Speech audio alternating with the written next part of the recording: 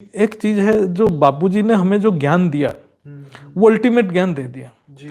उसको हम स्टैंडर्ड करके सारे ज्ञान को समझेंगे और ये ज्ञान में जितने भी आत्माएं आए हैं वो आत्माएं तो साधारण नहीं है क्योंकि ये ज्ञान को समझे हैं। तो ये जो बेसिक चीज हम डिस्कशन कर रहे हैं ये बेसिक चीज है, लेकिन वो चीज से वो जो क्या बोलते हैं मतलब एक साधारण से असाधारण तक पहुंच जाएंगे।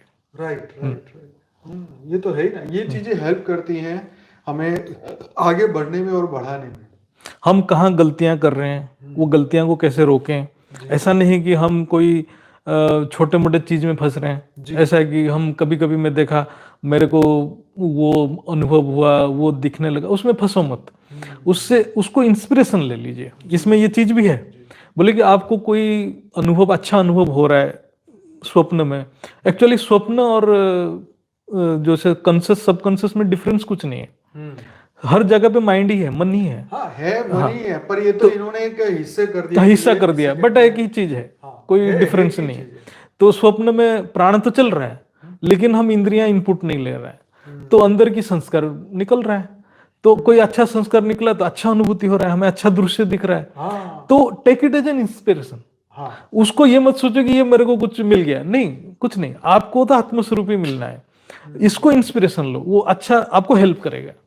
कोई भी अच्छा अनुभूति हो रहा है, take it as an inspiration. ये चीज भी योग सूत्र बता रहा है, बोला कि take it as an inspiration, but उसमें फंसो मत। ये बात सही है कि कई लोग बोलते हैं कि हमने प्रकाश देख लिया, ये देख लिया, हमने वो देख लिया, सपने में हमने ये वो सब चीजें। तो ये जस्ट ये हमारे ही सबकॉन्शियस माइंड में या हमारे मन में अवचेतन मन का हो, चेतन मन का हो, या कहीं पर भी कोने में कुछ भी कूड़ा पड़ा है वो बाहर आएगा, चाहे वो जागृत अवस्था में आए चाहे वो सपने की अवस्था में आए। मैं भी कई बार सोचता हूँ यार मैंने आज तो ऐसा कुछ सोचा ही नहीं, ना देखा नहीं, तो ऐसा सपना क्यों आया? तो भाई आया इसलिए कि भाई ये जितना भी धरती लोक पे हमारे जन्म हुए तो रिकॉर्डिंग जो भी हुआ वो सब तो अंदर ही पड़ा है। हर दिन जो हम कुछ देख रहे हैं या पिछले जन्मों में देखा होगा अंदर तो है ही ना। जब तक वो खत्म नहीं होगा तब तक तो ये सब ऐसे भी इस जन्म में भी कुछ कुछ रिकॉर्ड हो जाते हैं, हम जान भी नहीं पाते, वो भी आ जाते हैं। क्योंकि ये इतना कैचिंग मशीन है, वो किसी भी कैच कर लेता है। It can catch anything. ये बात आपको मैं बता दूं कैसे कि जैसे हम लंबी जर्नी करते हैं, हम गाड़ी से आते जाते हैं तो रेडियो में कुछ ना कुछ बजता रहता है। कई बार हमने कुछ ऐसे कॉमेडी लाफिंग वाले हम सुनते हैं, तो ये जानते अनजानते में वो चीज रिकॉर्ड हो जाती है और वो अंदर पकड़ी जाती है। और वही जो है ना, मतलब जितना ज्यादा तुम ये सब चीजें सुनोगे या देखोगे या बोलोगे या कहीं ना कहीं अननोइंगली ये वृत्ति बन जाएगा, वृत्ति बन जाएगा। हाँ, तो वो वही वृत्ति बन के पड़ा रहेगा। तो वही सपने में ये सब चीजें बन के बाहर आती है। ये तो बात सच है, इसको तो कोई रोक नहीं सकता। और ये तो जनरल साइंस है, ये हम सब जानते हैं। इवन योग सूत्र ये बोल रहा है कि सिद्धियां को छोड़ देना है। ये तो छोड़ो, ये तो कुछ भी नहीं, ये तो स्टार्टिंग फेज है। इवन सिद्धियां आ जाए तो सिद्धियां कैसे आ जाएगा? आपको इंस्पिरेशन मिल जाएगा, आपके सामने वाला क्या बोलना चाहता है, ये सबको मिलता है। इसको भी छोड़ देना है, अरे नहीं करना है, चलो जाने दो इसको। नहीं वो बात सही है। वही मैंने इस बात की तो बात नहीं करी, लेकिन एक व्यक्ति था जो हमारे बापूजी के ज्ञान में था, तो उसने 2.5 साल से हमारा कोई कांटेक्ट नहीं था। अचानक उनको मैंने टीवी में देखा, क्योंकि वो टीवी में एक्टर है। तो मैंने उनके बारे में सोचा कि ये भाई को तो मतलब हमने काफ़ी समय से उनका कोई मैसेज नहीं आया। और हुआ यूँ कि जिस दिन मैंने ये टीवी में देखा और जो संकल्प किया, उसके 4-5 दिन बाद ही उनका एक मैसेज आ गया और वही बोले कि मैंने आपको 2.5 साल से कोई मैसेज नहीं किया, हमने ये है वो है। मतलब ये कि वाइब्रेशन, मैंने उनको देखा और वाइब्रेशन पहुंचे। मतलब मैं कहने वाला यहाँ कोई नहीं है, पर एक अपना प्रैक्टिकल अनुभव बता रहा हूँ कि 2.5 साल से जिस व्यक्ति से बात नहीं हो रही थी, अचानक टीवी में देखा और उसके बारे में ख्याल आया। वाइब्रेशन हर व्यक्ति तक पहुंचता ही है, हर एक का पहुंचता है, मेरा क्या हर एक का पहुंचता है। और उन्होंने सामने से मैसेज किया। तो एक जस्ट एक टेक्नोलॉजी है जो हम लोग भूल चुके हैं या हम उसके ऊपर विश्वास नहीं करते, पर ये है। हमारे विचार ट्रैवल करते हैं, जिस व्यक्ति को, जिस चेहरे को हमने देखा है वहां तक वो होता है। That is natural. हम याद करते हैं उसका फोन आ जाए या हम याद करें वो घर आ जाए। हाँ, मतलब क्या है कि आप चाहो या ना चाहो फ्रीक्वेंसी अपने हिसाब से फ्लो कर रहा है, आप रोक नहीं पाएंगे। जैसे मैं इसलिए बोल रहा हूँ, मैं खुद ही पर्सनली जैसे रात का योग का प्रोग्राम है, सुबह साखी दीदी का योग का प्रोग्राम है। मैं अनलेस एंड अनटिल कहीं ट्रैवल मतलब बहुत डिफिकल्ट नहीं तो मैं मिस नहीं करता हूँ। इसलिए नहीं करता हूँ क्योंकि ये जो है ना ये आपके वृत्ति को चेंज करेगा। यस, ये बात इम्पोर्टेंट इम्पोर्टेंट है बिकॉज वृत्ति जो है ना वो ये नहीं करोगे तो और कोई वृत्ति आएगा, फिर तो कुछ और आएगा ही आएगा। तो वृत्ति को जब तक चेंज नहीं करोगे तो वृत्ति एकाग्रता नहीं आएगी। एकाग्रता है। तो इसलिए प्रैक्टिस इज इंपॉर्टेंट। कोई भी करे, ठीक है, योग सेशन है, रात को बैठिए, नहीं हो रहा है तो सुबह उठ के सुन लीजिए।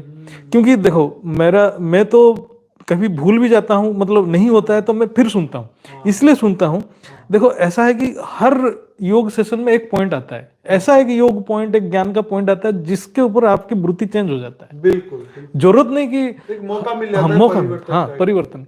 तो इसलिए मेरा भी तो रिक्वेस्ट है कि इसको भी मिस मत करो, मिस मत करो। इसलिए तो हमने पॉडकास्ट वाला सिस्टम लिया है ना कि भाई सबके अनुभव और सबकी जीवन की एक, अगर हम क्योंकि हमें एक मौका नहीं मिलता ना लोगों को मिलके बात करने का, तो जब वो मौका मिलता है, जब हम किसी व्यक्ति के जीवन के सार को समझते हैं 1 घंटे के भीतर ही, तो हमें मतलब एक नया एक्सपीरियंस जैसे हमें मिल गया, एक नए जन्म Yes. का हमें ये चीज। जैसे मेरे को मैं तो सारे का, जैसे जितना हमारा पॉडकास्ट हुआ, मतलब मैंने देखा एक जल्पा पटेल बहुत ही बहुत ज्यादा इंस्पिरेशन है। जी जी जी, क्योंकि उसमें कोई देखो ज्ञान की इतना प्रैक्टिकल अनुभूति उनके पास है, प्रैक्टिकल मतलब कर्मयोगी का अनुभूति, वो बहुत इंपॉर्टेंट है और वो सीखने लायक है, हमें सीखना।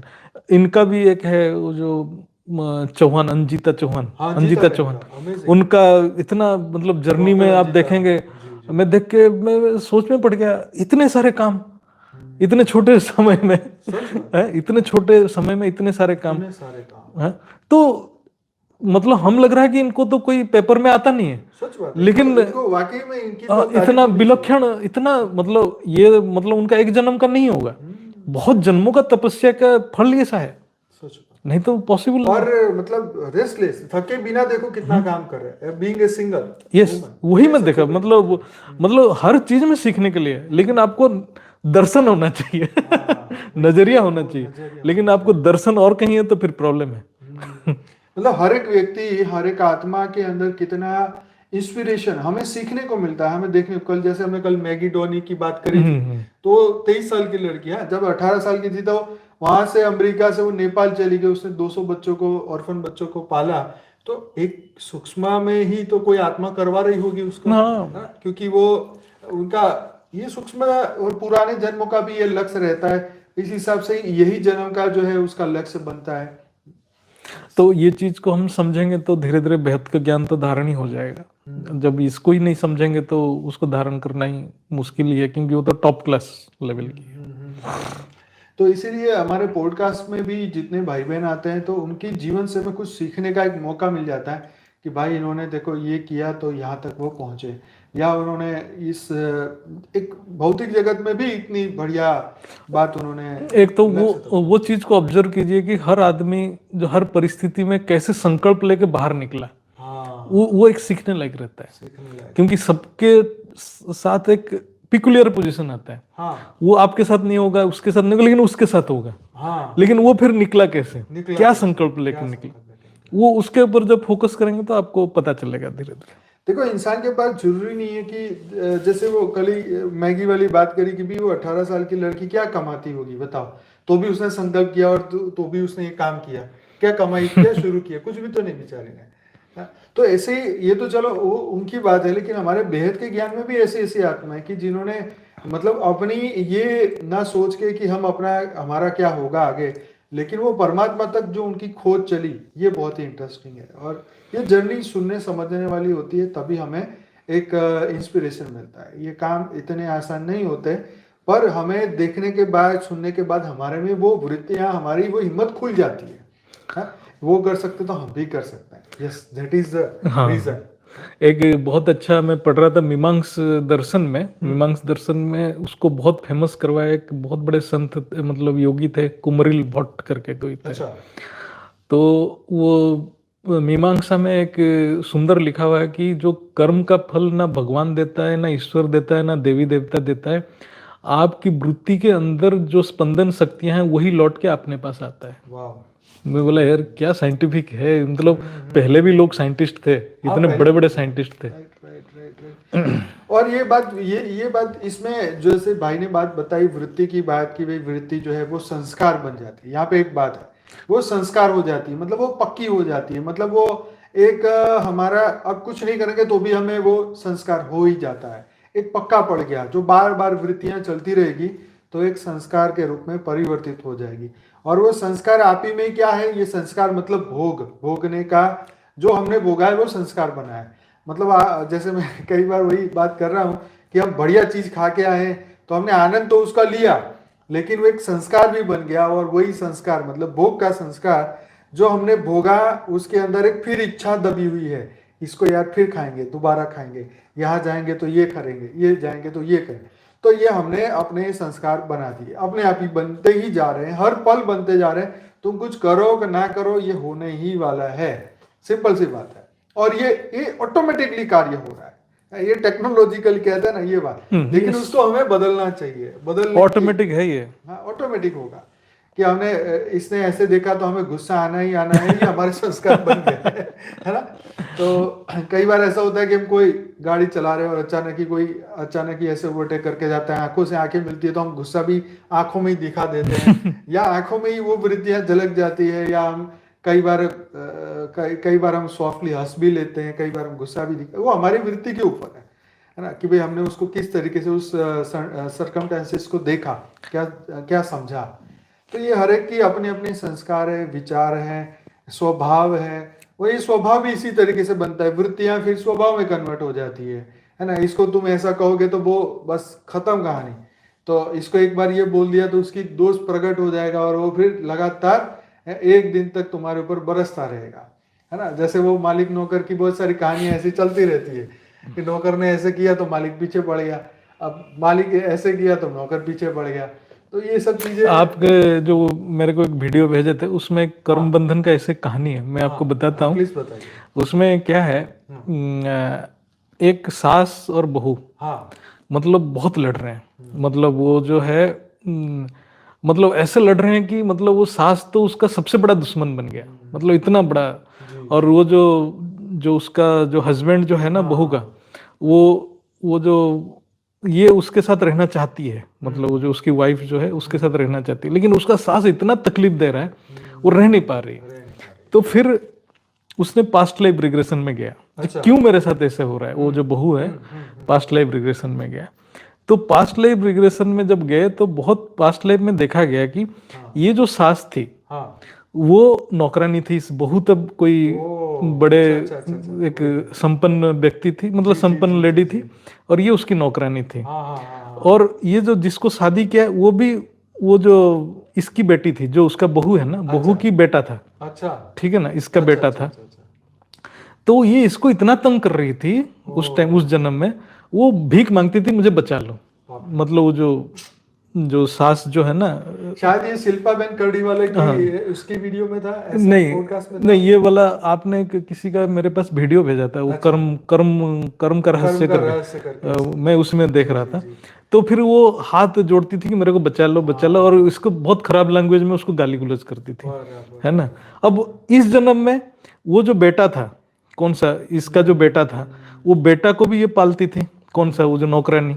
तो वो बेटा से मोह हो गया धीरे धीरे। तो इस जन्म में वो बेटा इसका बेटा बन गया, वो जो नौकरानी का बेटा बन गया वो उसका बहू बन गई, और वो जो हिसाब किताब अभी चुकता हो रहा है। वही तो जो हमें दुख मिल रहा है उसका अगर उसका एनालिसिस किया जाए तो फिर वही चीज निकल के आएगी कि भाई करता तो तुम ही हो। एक वृत्ति दूसरे वृत्ति से टकराता है, तो वृत्तियां का टकराना बंद तभी होगा जब हमारा वृत्ति शांत होगा। यही प्रैक्टिस हमारे को होती नहीं ना कि भाई कोई कुछ कह दे तो हम थोड़ा टॉलरेंस पावर, सहन शक्ति जिसको कहते हैं, वो चीज हम बढ़ा नहीं पा रहे हैं, और हम किसी एक शब्द को पचा नहीं पा रहे हैं, हम हजम नहीं कर सकते। हमें कोई बात बोल दे तो हम वो सहन नहीं कर सकते। ये बहुत सारी हमारे एक एज ए ह्यूमन बहुत सारी कमियां भी है मनुष्य इस जीवन में। सिर्फ आनंद उठाने का ये साधन नहीं है, इसमें जानते अनजाने में बहुत सारा ध्यान भी रखना पड़ता है, नहीं तो फिर ये एक्सीडेंट अभी हुए तो अगले जन्म में भी फिर उसका भुगतान करना पड़ता है। चालान। बहुत बढ़िया चीज मैं एक पढ़ा उसमें, माया क्या है। हाँ। संस्कृत में माँ मतलब नहीं, ओके। या मतलब वो नहीं है, जो नहीं है वो माया है। अरे वाह। ठीक है। अच्छा, उसमें उसने भी बहुत अच्छा एक्सप्लेन किया है, मैं याद नहीं आ रहा है। लिखा है कि ब्रह्म सत्य जगत मिथ्या। ऐसा मत सोचो कि ब्रह्म सत्य है, जगत मिथ्या मतलब ये नहीं कि वो एग्जिस्ट नहीं कर रहा है, वो एग्जिस्ट कर रहा है, लेकिन मिथ्या इसलिए है कि वो परिवर्तनशील है, उसका स्वरूप परिवर्तन होता है।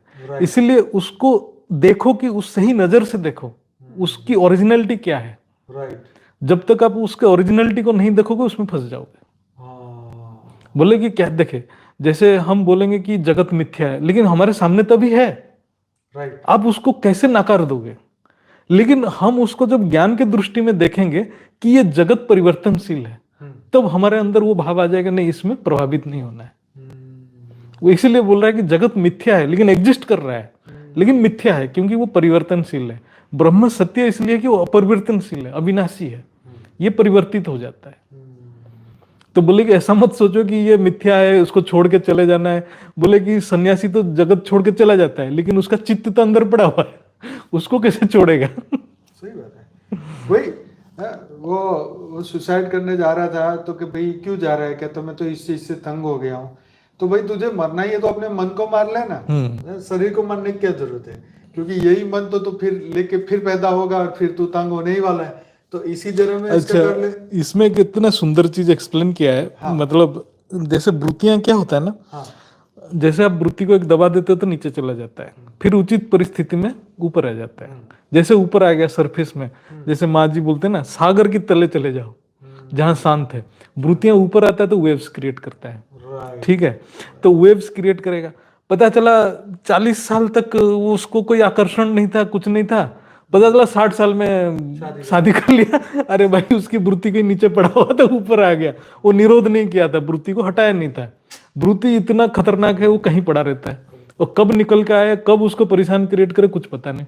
इसलिए योग तो करना मैंडेटरी है। ये कहते हैं ना, चुप बैठा हुआ ना एक दिन फटेगा। की तरह। तो यही है कि अंदर देखो, कर्म बंधन तो हर एक के अंदर है ही। हमें ये आर्ट ऑफ लिविंग तो यही है कि हम जो जीना, हर एक व्यक्ति जी रहा है, जानवर भी जी रहा है, पर वो जानवर को ये नहीं पता है कि मेरा अगले पल क्या होने वाला है, या मेरे लाइफ का आगे जीवन का क्या मकसद है, क्या मैं कभी मनुष्य भी बनूंगा, या मैं कभी पता नहीं क्या वो क्या सोचता होगा। उसको तो जरा भी आइडिया नहीं है कि भगवान है कि नहीं है, हम कौन है कहीं। वो भी सोचता होगा कि यार जैसे हम पशुओं को बांध के रखते हैं, उसे काम लेते हैं, तो वो भी सोचता होगा कि यार मेरे को भी ऐसे आजाद कर दिया जाए, मैं भी इसको बांध के काम कर रहा हूँ। पता नहीं ये वृत्ति इसके अंदर है या नहीं, पर ये अगर डीप में जाए तो पता चलता है कि मनुष्य का जीवन जो है एक जानवर जैसा ही है, ज्यादा कुछ अंतर नहीं है। तो बस वही फर्क नहीं है, फर्क यही है, ज्ञान हमें जागृत करता है, ज्ञान हमें जगाता है, ज्ञान हमें मौका देता है। इसलिए ये बोल रहा है कि जो वृत्तियों के प्रभाव में रहता है वो जीव है। बहुत ही अच्छी बात है। राइट। योगी वही है जो वृत्तियों से ऊपर निकलता है। इसलिए बापूजी बार बार बोलते हैं, कोई भी विकार हमारे अंदर आए तो फिर हम जीव नहीं है, वो भोगी है। ये बात सच है। वृत्तियों के प्रभाव में रहना मतलब वो तो पशु भी है, वृत्तियों के प्रभाव। राइट। चलिए, तो आज का ये एपिसोड आपको बहुत अच्छा लगा होगा, आशा रखता हूँ। तो जरूर से इसको लाइक करिएगा, शेयर करिएगा, कमेंट करिएगा। और आज और कल भाई हमारे साथ है, तो कुछ ना कुछ इस तरीके से लाइव करते हैं। जैसे भी मौका मिलेगा, नए टॉपिक मिलेंगे, चर्चाएं होगी, तो फिर से अचानक ही आपको ये सरप्राइज मिलेगा। तो सभी बेहद की आत्माओं का बहुत बहुत धन्यवाद, दिल से धन्यवाद। बेहद की परम बेहद की परम भाषा।